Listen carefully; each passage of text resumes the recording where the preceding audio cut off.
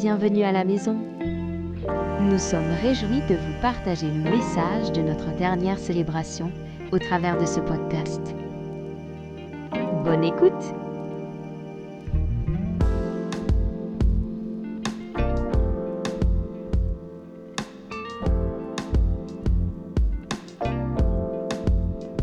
Ouais, je vais m'adresser au premier rang, voilà, à David. Parce qu'en fait, le premier rang sert à ce qu'on ne s'assoit pas dessus. Et vous respectez ça très très bien, je vous remercie. Et ça, c'est réservé au pasteur. Ah, très bien, merci beaucoup. Vous voyez qu'on voit beaucoup mieux de devant. Hein? Hein? Bon. Super. Alors, vous avez remarqué que le printemps arrive. Ça fait plaisir. Les températures changent. Il fait de plus en plus beau. Bon, ça dépend des jours, mais globalement, quand même, ça. Et ce qu'on aime bien faire, en général, quand le printemps arrive, c'est quand tu as un jour un peu de congé, tu vas dans ta maison, tu ouvres les placards et tu fais du ménage. Alors ça peut ressembler à je vais faire du ménage, ou bien ça peut ressembler à ah, il y a tout ça à ranger, tout ça, c'est horrible, il va falloir que je trie. Eh ben, c'est ce qu'on a fait, nous, cette semaine, voilà, avec la chambre des garçons. Je vous dis pas, la chambre des garçons, c'était quelque chose. Euh, où nous avons trié un nombre de linge incroyable, nous avons rangé, retrié, jeté un nombre de jouets encore plus incroyable. Euh, on a fait beaucoup de place dans les placards, on a gardé les choses essentielles, on a viré beaucoup de non essentiels, et à la fin, ça faisait vraiment du bien. Voilà, c'était juste une pièce de la maison, il y en a d'autres, mais une pièce par jour, c'est déjà très bien. C'est de ça que je voudrais vous parler ce soir, pas de faire du ménage, mais de se préparer à la saison qui arrive. Parce qu'il y a une autre chose qui se passe quand le beau temps arrive, l'été arrive par exemple, printemps-été, c'est que tes vêtements d'hiver, normalement, tu les ranges, tu les mets au placard pour l'année prochaine et tu ressors tes vêtements d'été. Vous faites ça vous aussi? Ok. Normalement, vous gardez pas, enfin moi ça m'arrive quand même de garder les pulls trop longtemps, mais en général, les pulls, on les range en été, on les ressort en hiver. Les shorts, pareil. Non, on les range en hiver, on les sort en été. Enfin, vous m'avez compris. On adapte nos vêtements en fonction de la saison qui arrive. Euh, et donc voilà, je vais vous parler de comment se préparer à une saison qui arrive. Je parle pas du tout du printemps, je parle de saison de vie, je parle des décisions qu'on a à prendre, des étapes de notre vie qui arrivent, qui parfois semblent un peu floues, mais pour autant, si tu t'y prépares pas, tu vas subir ce qui va arriver. Un changement de saison, soit tu le subis, soit tu l'accompagnes et ça va bien se passer. Mais dans tous les cas, un changement de saison, il arrive. Non, c'était très bien avant. Le changement de saison, il arrive. Soit tu le subis, soit tu t'y prépares. Alors, un changement est toujours précédé d'un processus. Alors, je vais vous parler d'un changement assez important qui a eu lieu il y a fort fort longtemps et d'un processus qui a duré de nombreuses années.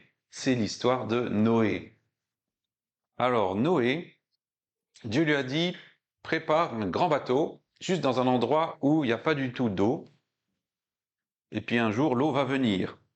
Est-ce que vous savez combien de temps il a mis pour préparer son linge? T'es pas tout seul, mais... Alors, j'ai fait une petite recherche. Tous les historiens ne sont pas d'accord, mais entre tous les chercheurs, entre 40 et 120 ans. C'est large. Voilà, c'est assez large. Mais en tout cas, c'est plus de 40 ans, ce qui est quand même assez long pour un processus de préparation. Alors, voilà, lui, le processus, il a vraiment vécu à fond, surtout qu'il y avait tous les habitants autour qui se moquaient de lui allègrement, en lui disant pourquoi tu crées un bateau ici, alors qu'il n'y a pas d'eau. Bon, l'avenir a montré qu'il avait raison. Alors je voudrais, bon c'était juste un exemple, hein, Noé, on va pas s'attarder là-dessus, mais je voudrais vous lire un passage dans la Bible, dans Marc, qui parle d'un changement de vie qui vient pour deux personnes qui vont rencontrer Jésus. Alors, c'est dans Marc 5, à partir du verset 22. Hop, comme ça, je vois mieux. Alors, c'est l'histoire de Jairus et aussi de la femme atteinte de la perte de sang. Alors, je vais lire tout le texte.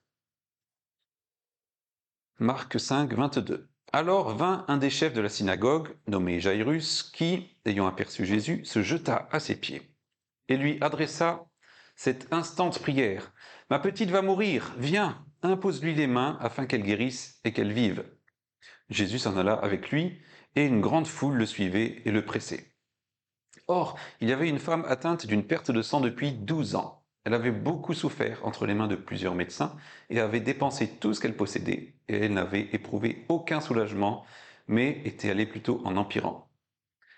Ayant entendu parler de Jésus, elle vint dans la foule, par derrière, elle toucha son vêtement, car elle disait « Si je puis seulement toucher ses vêtements, je serai guérie. » Au même instant, la perte de sang s'arrêta, et elle sentit dans son corps qu'elle était guérie de son mal. C'était radical. Jésus connut aussitôt en lui-même qu'une force était sortie de lui. Et il se retourna au milieu de la foule et dit « Mais qui a touché mes vêtements ?» Ses disciples lui dirent tu vois toute la foule qui te presse et tu demandes qui t'a touché. Et il regarda autour de lui pour voir celle qui avait fait cela. La femme, effrayée et tremblante, sachant ce qui s'était passé en elle, vint se jeter aux pieds de Jésus et lui dit toute la vérité. Mais Jésus lui dit « Ma fille, ta foi t'a sauvée.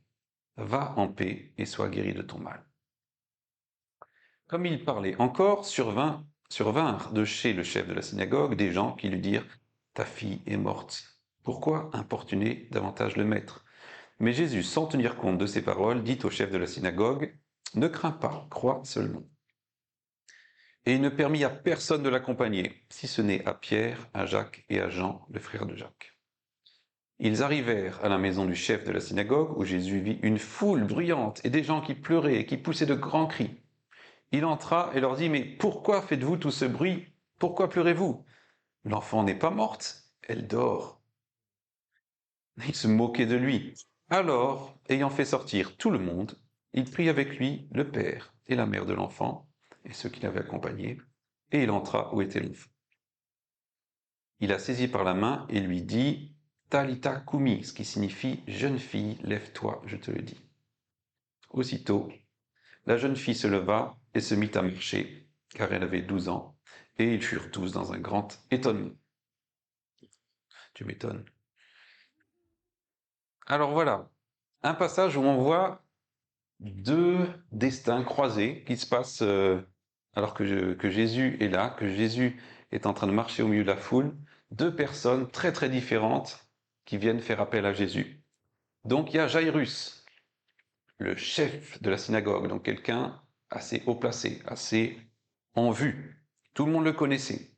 Et de l'autre côté, on a la femme atteinte de la perte de sang. On ne connaît même pas son prénom, on ne sait même pas qui elle est. C'est quelqu'un de tellement pas important que c'est même pas la peine de dire qu'elle est une femme atteinte de la perte de sang. Ça montre un peu l'écart entre les deux. Alors, j'en reviens au thème de se préparer à la nouvelle saison qui arrive. Il y a plusieurs étapes au travers duquel on passe quand un changement de saison arrive. Je vais juste dire les titres et après je développerai un petit peu plus. Alors la première étape, c'est se tourner vers Dieu et chercher sa volonté. La deuxième, c'est mettre sa foi en action. Et la troisième, c'est faire de la place. Et je veux juste dire que un changement ne vient pas parce que tu as une bonne idée de changement de saison, parce que c'est que les circonstances qui vont diriger ta vie. Non, le changement, il vient d'une rencontre avec Jésus, premièrement. Il vient d'une rencontre avec Jésus. Il vient du moment où Jésus vient parler sur ta vie. C'est quand Jésus parle que la vie vient. Comment Dieu a créé la terre? En parlant.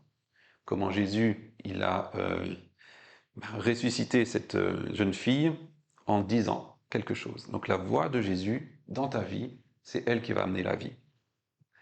D'où l'importance de l'entendre, de l'écouter, de la connaître.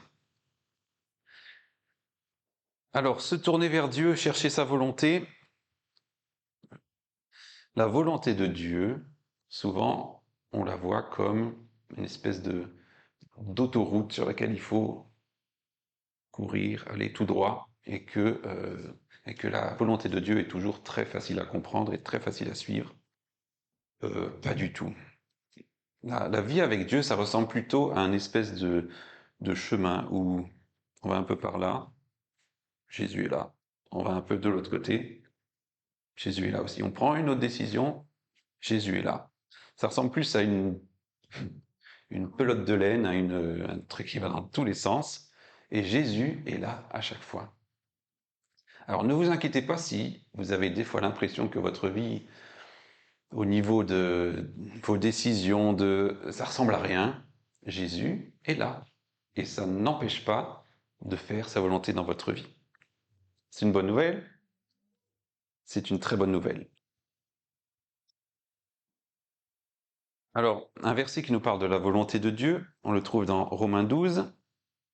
Soyez transformés par le renouvellement de l'intelligence, afin que vous discerniez quelle est la volonté de Dieu. Et donc la volonté de Dieu, c'est ce qui est bon, c'est ce qui est agréable, et c'est ce qui est parfait. C'est pas si compliqué que ça finalement, la volonté de Dieu. C'est ce qui est bon, c'est ce qui est agréable, c'est ce qui est parfait. Et on peut se poser cette question, qu'est-ce qui dans ma vie finalement m'empêche ou me rend la vie plus difficile pour être dans le bon, dans l'agréable, dans le parfait de sa volonté? Et oui, il doit y en avoir. Mais si on peut résumer la volonté de Dieu en un mot, ça m'a d'être développé, mais si on peut retenir une chose, c'est de te laisser aimer par lui.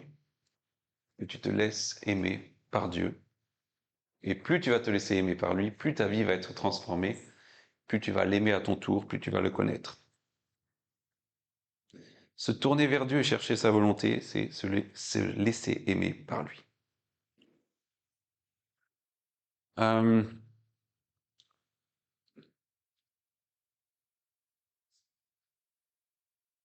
Est-ce que tu as l'impression parfois que tu arrives dans une saison au bout de quelque chose? Tu te dis, ok, je sens que c'est la fin d'une étape. Alors il y en a qui vivent la fin d'une étape, le début d'autres étapes.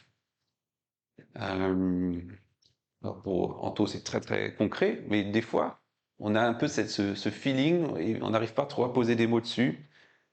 Tu dis, bon, j'ai bien avancé dans tel projet, j'ai bien avancé avec telle personne, mais je sens que, voilà, il faut que je passe à autre chose.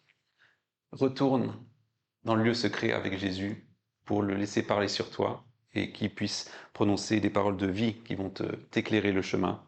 Ce chemin qui n'est pas une autoroute tout droite, qui est parfois un peu tortueux parce qu'on ne sait pas trop où ça va, mais laisse-le parler sur ta vie. Ensuite, la foi en action. Haha. Alors là, autant Jairus que la femme, je l'appelle la femme parce qu'elle s'appelle la femme, hein, ont mis leur foi en action. Alors, Jairus, donc quelqu'un de bien placé dans la société religieuse, il est allé voir Jésus. Jésus n'était pas, comment dire, la personne à aller voir quand était un religieux. Il était plutôt mal aimé des religieux. C'est même eux qui l'ont jugé, condamné et fait crucifier. Mais là, Jairus est tellement en détresse que, bon, il avait sans doute dû entendre parler de tous les témoignages de ce que Jésus avait fait, et il va chercher Jésus.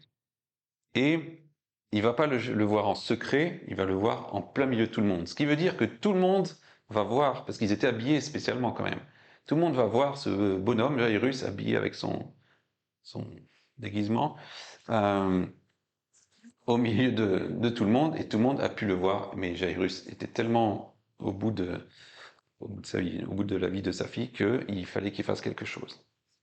Il a mis sa foi en action. La femme Alors elle, c'est tout le contraire.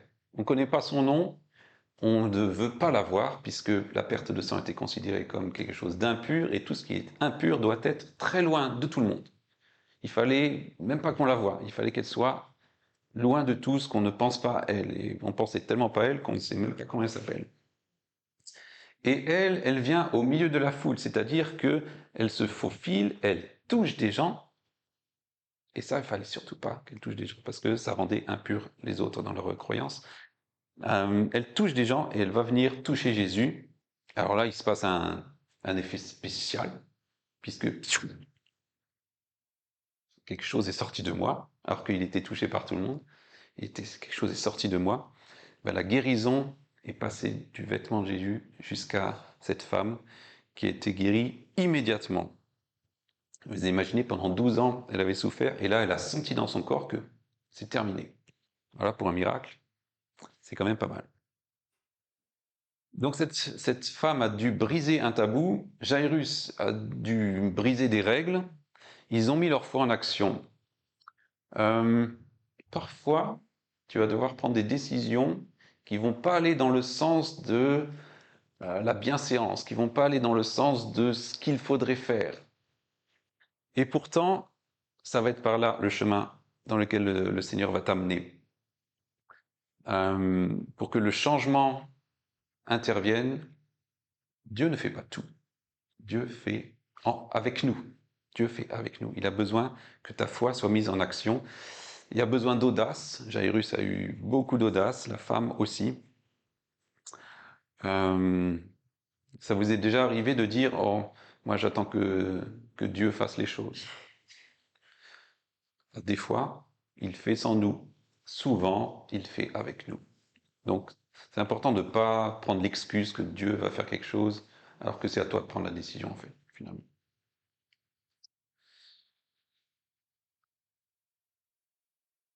La foi en action.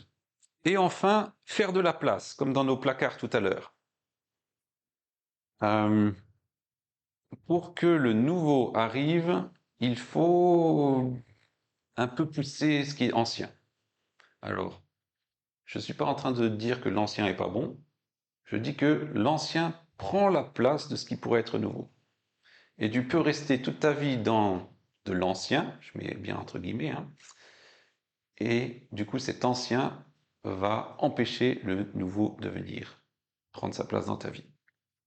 Et tu peux rester dans l'ancien toute ta vie, mais je te conseille de laisser de la place au nouveau.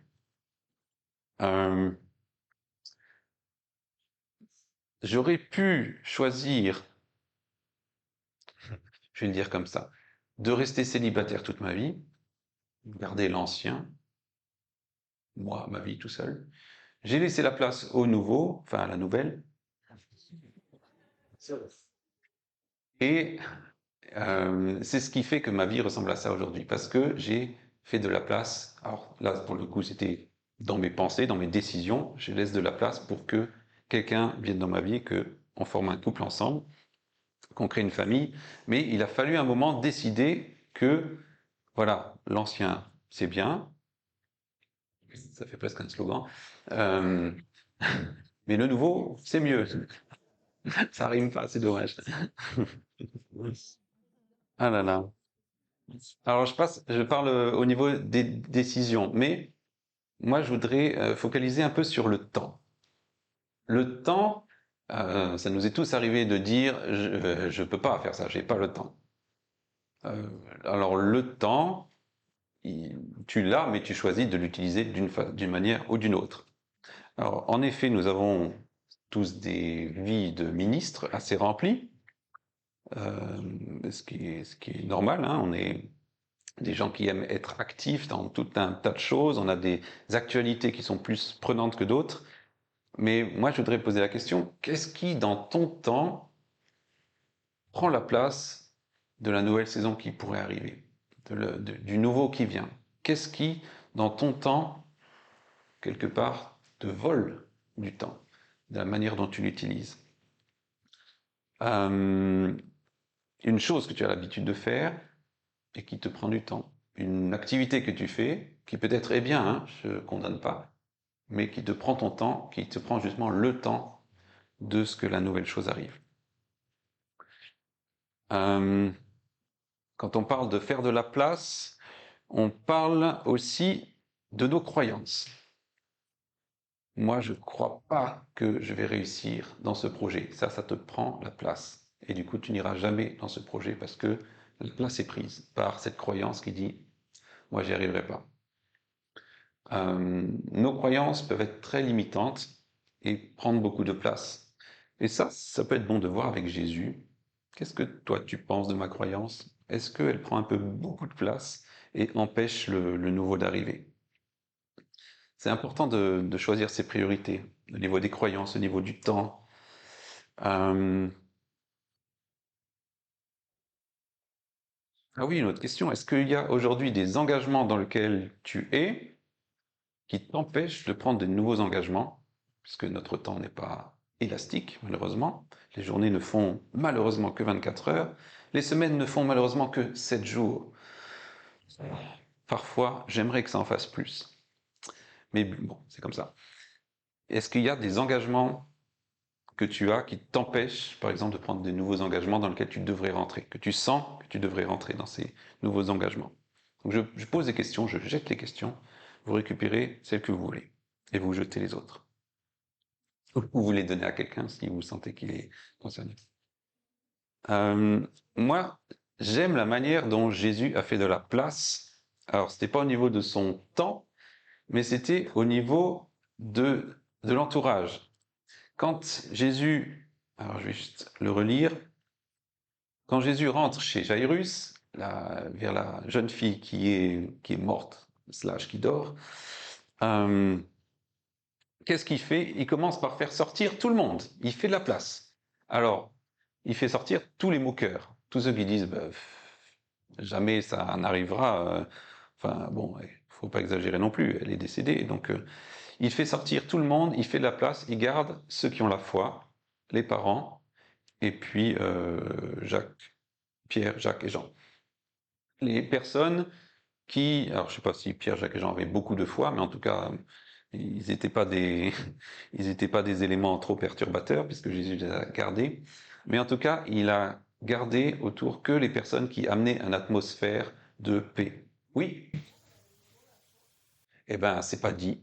Mais en tout cas, Jésus l'a fait, elle devait l'avoir un peu si Jésus l'a fait entrer. Mais bon, on ne sait pas. Le texte ne le dit pas. Mais en tout cas, c'était pas une moqueuse. Elle faisait pas partie de ceux qui pourrissaient l'atmosphère avec les moqueries. Donc Jésus, il a dû faire de la place pour que le miracle arrive. On n'a pas tous besoin d'un miracle tout de suite qui arrive dans notre vie, mais on a besoin de faire de la place pour que le nouveau qui arrive.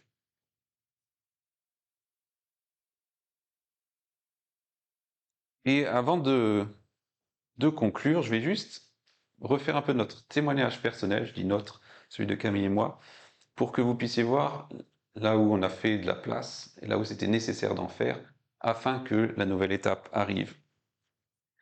Donc je refais l'histoire très courtement, rassurez-vous, nous habitions à Nice, sur la Côte d'Azur, le soleil, le beau temps, les bonnes températures, été comme hiver. On n'avait pas beaucoup de linge à sortir, les changements n'étaient pas aussi brusques qu'ici. Et au milieu de tout ça, on sent que le Seigneur nous dit, voilà, vous arrivez à la fin d'un temps ici, vous arrivez à la fin d'une saison ici, il y a quelque chose de nouveau qui arrive. C'est quoi, Seigneur? Il y a quelque chose de nouveau qui arrive. Arrêtez de poser des questions.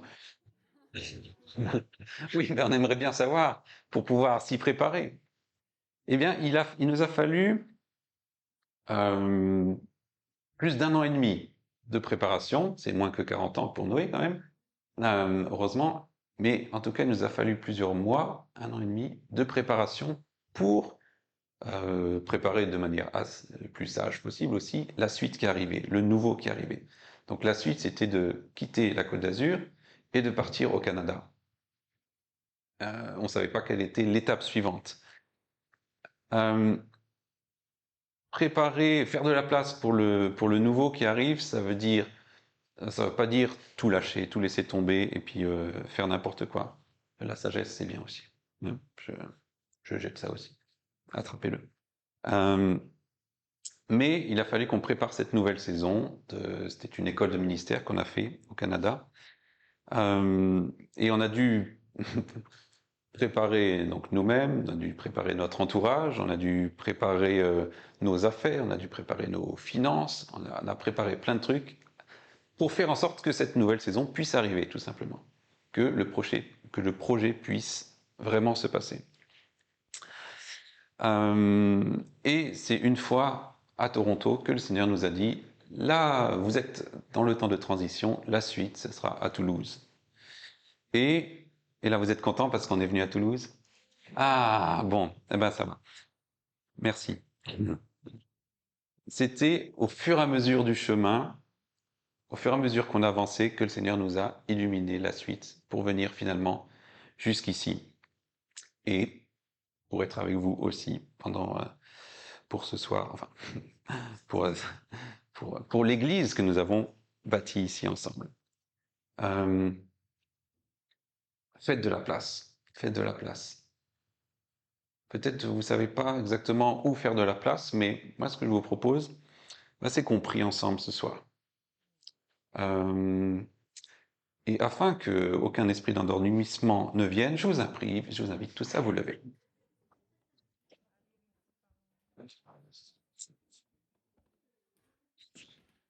Alors on a parlé de se tourner vers Dieu, de chercher sa volonté, de mettre sa foi en action et de faire de la place. Alors peut-être, toi, tu es dans la première étape, tu es dans une saison, tu as peut-être l'impression que la suite arrive, mais tu sais pas trop à quoi ça ressemble. C'est le moment de te tourner vers Dieu et de chercher sa volonté.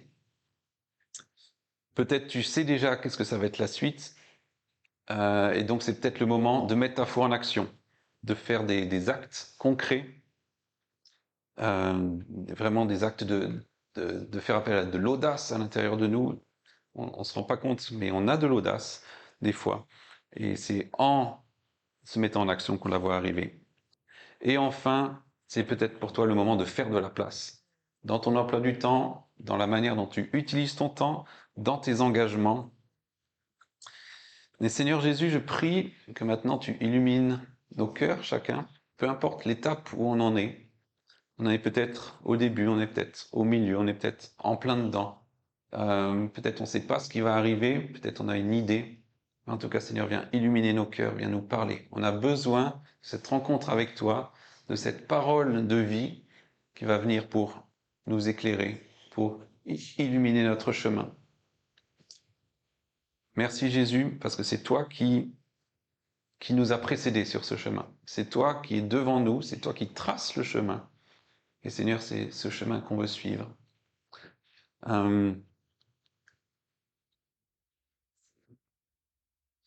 Moi, Jésus, je prie pour que une intimité plus grande puisse grandir avec toi, pour qu'on puisse comprendre, entendre ta volonté, qui est bonne, agréable, parfaite, celle qui va nous amener à plus d'intimité avec toi, qui va nous amener à nous laisser plus aimer par toi et à nous à t'aimer plus aussi. Seigneur, merci que cet esprit d'intimité vienne descendre sur nous maintenant. Une intimité avec toi, un amour plus grand, une connaissance, pas une connaissance seulement intellectuelle, mais une connaissance expérimentale de qui tu es et d'à quel point tu nous aimes. Juste Saint-Esprit, viens pour parler à nos cœurs et redire à quel point tu nous aimes, à quel point nous sommes appréciés, importants à tes yeux. Seigneur, je prie pour que tu viennes fortifier la foi de ceux qui doivent prendre une décision, de ceux qui doivent faire un acte, peut-être un acte petit, peut-être un acte grand, un acte fort, un acte qui coûte peut-être un petit peu, mais peut-être qui coûte beaucoup. Seigneur, je prie que tu viennes fortifier la foi de chacun, peu importe là où on doit prendre une décision, tu viennes pour nous donner l'audace de traverser la foule, d'aller faire des choses qui semblent hors de notre cadre, de ce qui est bienséant, de ce qu'on a l'habitude. Mais Seigneur, ce qu'on veut, c'est toucher le bord de ton vêtement ce soir. Toucher le bord de ton vêtement. On n'a peut-être pas besoin d'une guérison physique, peut-être que oui, mais en tout cas, qu'on vienne toucher le bord de ton vêtement, parce qu'on croit que c'est quand on s'approche de toi, qu'on te touche, que les choses arrivent, que c'est toi qui es la source de vie et qu'on ne peut pas l'avoir d'une autre manière qu'en venant pour te toucher. Merci Jésus, parce que tu te laisses toucher par nous. Ton plus grand désir, c'est de nous bénir, de nous guérir, de nous remplir de ton amour. Alors Seigneur, on touche ton vêtement ce soir. Si vous voulez le faire comme même en faisant un geste, si ça vous aide, faites-le ce soir. On veut toucher le bord de ton vêtement parce que nous avons besoin de toi pour la suite, Seigneur. Jésus, on prie aussi pour là où on a besoin de faire de la place, que tu viennes juste nous montrer que telle chose dans notre vie, ça prend trop de place et que on aurait tout intérêt à faire de la place pour que le nouveau vienne, que la suite vienne, que ce qui est bon, ce qui est agréable et parfait puisse vraiment venir faire sa place dans notre vie. Seigneur, tu es le maître du temps et tu nous as laissé maître de notre temps. Alors Seigneur, eh ben, on veut te rendre le fait d'être maître de notre temps et accepter que tu viennes mettre ton œil dessus, dire ce que tu as à dire sur la façon dont on utilise notre temps.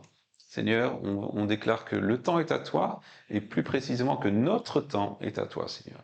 On veut te l'offrir, c'est l'adoration, c'est pas seulement chanter, c'est aussi de dire, ok, mon temps, il est à toi, Seigneur, et je veux l'utiliser comme toi tu souhaites. Alors merci Seigneur d'illuminer nos agendas, en tout cas nos pensées pour qu'on puisse voir là où il y a du temps qui est pris par ce qu'il ne faudrait pas prendre.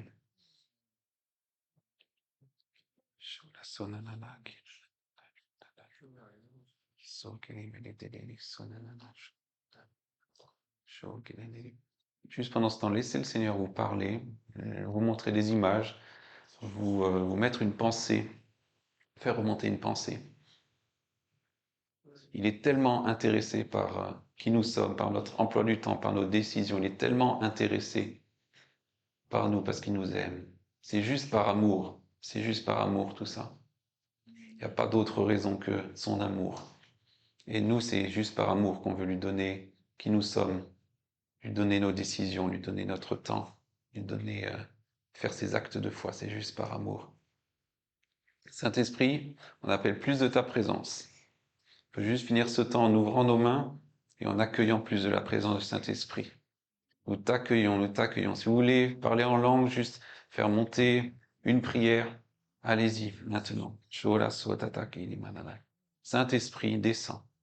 Saint-Esprit, descends et viens nous couvrir. Merci pour ta présence qui nous illumine, qui nous aide tout au long de ce chemin qui semble parfois tellement tortueux. Mais Saint-Esprit, viens, viens Saint-Esprit. Ce chemin, on le fait avec toi. On n'est pas tout seul. Nous avons cette certitude, nous avons cette certitude en nous que nous ne sommes pas seuls, que nous avançons avec toi. Saint-Esprit, tu as décidé de venir vivre en nous, de venir vivre à l'intérieur de nous. C'est toi notre guide, notre lumière sur ce chemin. Plus de toi, Saint-Esprit. Plus de toi. Et je voudrais juste m'opposer à toute peur qui nous empêche de faire le prochain pas, la prochaine décision, toute peur qui viendrait nous bloquer, comme nous rendre immobiles, nous empêcher d'avancer. Nous refusons ces peurs et chacun, vous pouvez, si vous avez une peur dans votre vie, élevez le nom de Jésus sur cette peur. Vous pouvez le dire à haute voix dans votre cœur, mais je refuse cette peur, j'élève le nom de Jésus sur cette peur qu'il y a dans ma vie, qui m'empêche d'avancer alors que je sais que je devrais avancer dans cette nouvelle saison. Je sais que je devrais avancer dans tel aspect de ma vie, mais j'ai peur. Saint-Esprit, on rejette toute peur et on accueille juste ta présence et ta sécurité. Ta sécurité, Seigneur. Ton amour chasse toute peur. Il bannit toute crainte. Merci, Saint-Esprit.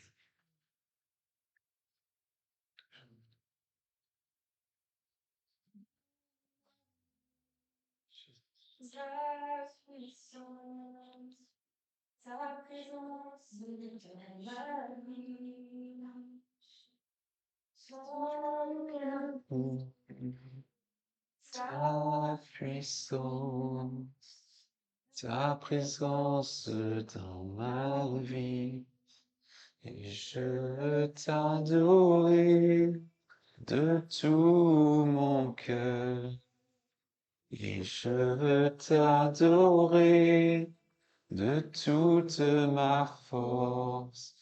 Et je veux t'adorer de toute ma force, car tu es mon Dieu. Tu es mon Dieu. Je veux t'adorer. Et je veux t'adorer de tout mon cœur. Et je veux t'adorer de toute mon âme, de toute mon âme.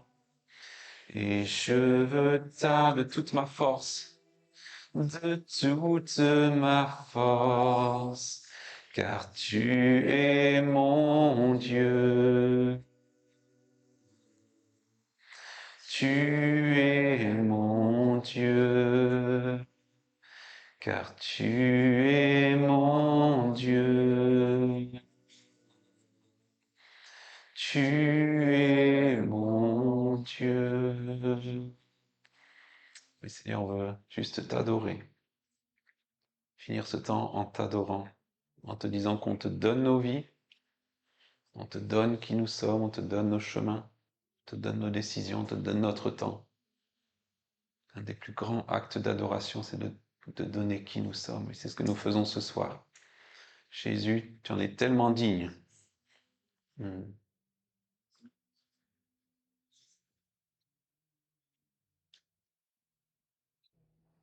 Amen.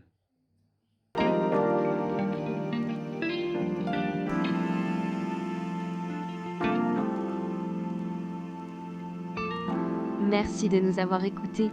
Nous prions que ce message porte du fruit pour vos vies et que l'Esprit de Dieu vous remplisse.